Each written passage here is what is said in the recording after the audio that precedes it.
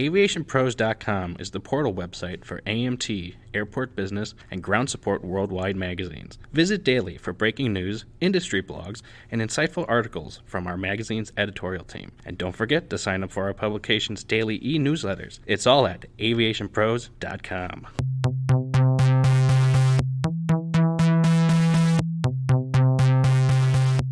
Hello and welcome to the Aviation Pros podcast. I'm Josh Smith, editor of Ground Support Worldwide magazine, and today we're recording this episode from the IATA Ground Handling Conference taking place in Paris, France. And joining me on today's episode is Nick Careen, the Senior Vice President for Operations, Safety, and Security. Nick, thanks for joining me. It's a pleasure. Well, Nick, obviously there's a lot of key issues to discuss as it relates to the ground handling industry, but chief among them is the labor issue taking place across the industry. And I know there's already been a session that's addressed that issue, and it's been a topic that's kind of taken place for quite a while, kind of as the pandemic has had its effect on the industry. And speaking of that panel that's kicked off the show earlier, there's kind of three components to addressing the labor issue, and that's recruiting labor, onboarding labor, and then retaining the employees once they've been brought on board. So if we looked at those phases of the labor issue here, starting with recruiting, where might efforts be best spent in terms of drawing people to the industry? Is it bringing back previous employees who maybe have that experience, or targeting new folks who might be able to serve some of the needs the industry has? Well, I guess it has to be both. You would hope. A lot of airlines and ground service providers and airports, for that matter, did hang on to as many people as they could. But clearly, during the pandemic, being as severe as it was, that never materialized into being able to keep everybody. So for sure, you would first and foremost go after people who have experience. But you're also going to have to start to find ways to attract new talent into this business, and it's not easy because at the moment anyway everybody's hiring. So that makes it even more challenging. And we're also targeting a generation now that may have different interests than perhaps some would have had in the past. So we need to be a little bit more creative in terms of showing what that attraction may be, why someone would want to join this industry, what are the benefits of joining this industry. Different programs around apprenticeship. I think another creative way would also be around career mapping.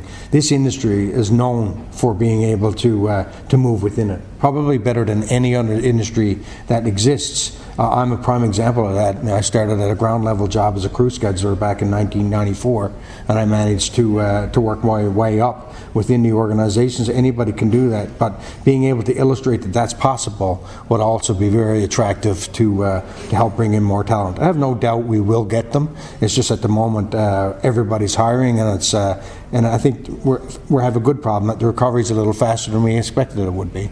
You mentioned how we might need to attract some new people with new abilities. Obviously, the industry is changing also, so maybe there are some opportunities there that didn't previously exist for new members of the workforce.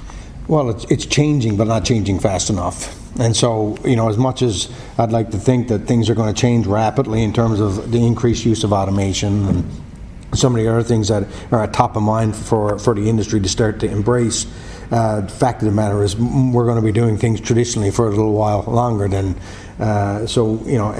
showing a pathway to the fact that it is going to change certainly would help and entice certain people. But as we move in the medium term in terms of a hiring process, we will need to hire in terms of what we need for the types of jobs that as they will change, because they're definitely going to change. There is no doubt about that. When it comes to the introduction of autonomous vehicles, the increased use of automation and robotics, and even the introduction of artificial intelligence will change the way the ground is managed in the future, for sure.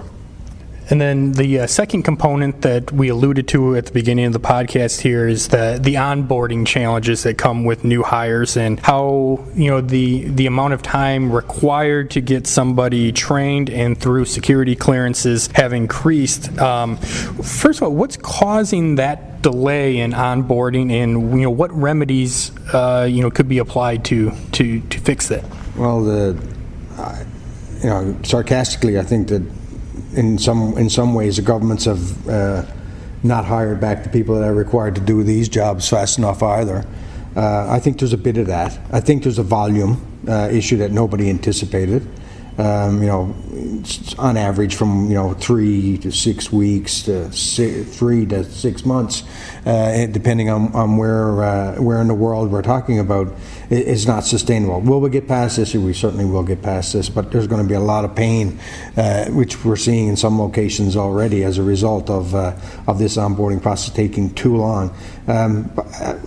To put a finger on one specific issue, there isn't one. There's just too many of them. But I think the biggest problem is volume and lack of resources on the government side to clear them. And then on top of that is the lack of standards that exist between one location from another. Not one country does this the same way. And one would need to ask themselves, why is that? And that certainly is an area that we need to focus on as we move forward.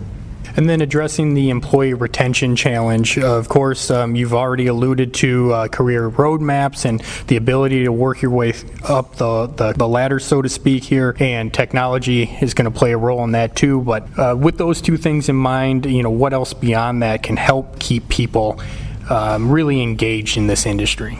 Well, I think one concept that I truly believe has a significant part to play in this in the future is the concept of training passports and a standardized training program, which allow for someone to train in a certain location in the world, but that be able to take their credentials with them, and for those to be recognized in other locations. It would be able to illustrate the ability of movement of the workforce, because there's quite a bit of movement in this industry in terms of that, especially on the front line and the ground operations area.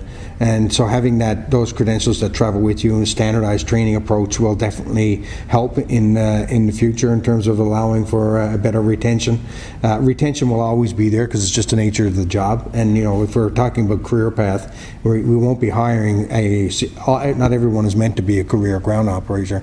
They're meant to come in and start other positions. So we need to be prepared for some turnover, but where it is today is just not sustainable.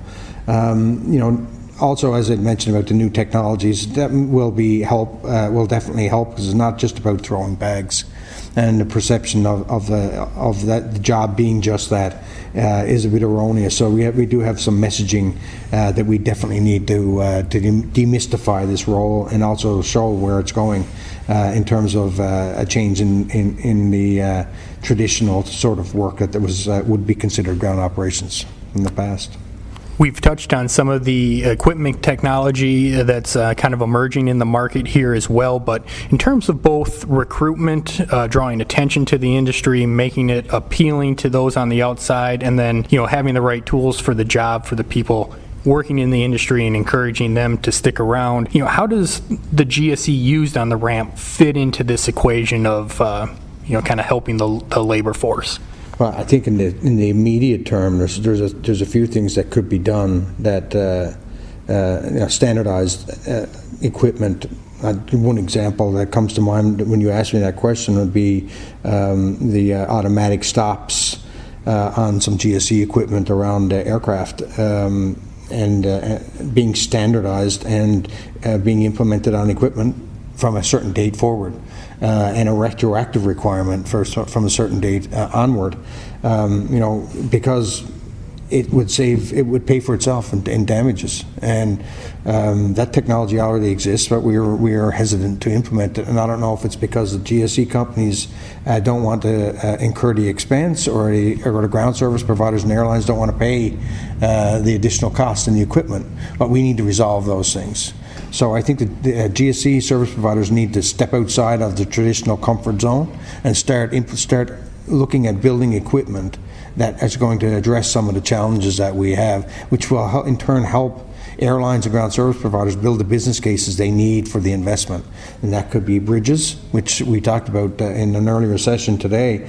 Automatic bridging is there, the standards are set, we just don't have the equipment in place to do it. And pushback tractors is the same thing. More autonomy, more autonomous vehicles, more robotics. It can be done. But I think the GSE manufacturers have a significant role to play by helping lead the industry in that direction. One final thought before we let you go. It's been a unique set of circumstances given everything that's gone on in the world, but we had an IATA Ground Handling Conference, just a few months ago in Prague, and now we're back meeting here once again. I know traditionally there's a full year between meetings, but given all the things going on around the airline industry and aviation as a whole, what benefits might we realize from getting together again so soon after the last meeting? Well, they're not the same meetings at all, having been at both. The one in Prague was like everybody showed up. It was a little smaller than this one. This one is back to what we probably consider normal in terms of participation. And we weren't fully restarted. There were still lots of places where the business was just beginning to resume, and some places where it hadn't resumed at all. So a lot of discussion was around getting started, restarting, and now we're in the middle of it. And so there's definitely a different feel. And it's definitely more of a discussion around, a lot of people have been finding ways to do things online. We all have. When it comes to, the ground handling side, a lot of contractual negotiations have taken place online, but you can do that. But there's still a requirement to see each other face to face, and this is where events like this allow for ground service providers, airlines, airports to get together at least on a periodic basis to see each other face to face, because I think we probably won't ever go back to what it used to be like, but it's certainly a requirement that needs to happen sometimes. All right, well, very good. Appreciate the time, Nick. Thanks so much for the insight, particularly in regards to the labor issues around ground handling. No, it's a pleasure. Thanks, and I hope you enjoy the rest of the conference. Thank you very much again. Our guest has been Nick Careen from IATA. And for more information and news from the IATA Ground Handling Conference, be sure to visit AviationPros.com, particularly the IATA Ground Handling Conference Industry Event e-Guide. And for the latest updates, news, and articles surrounding the aviation industry, continue to visit AviationPros.com.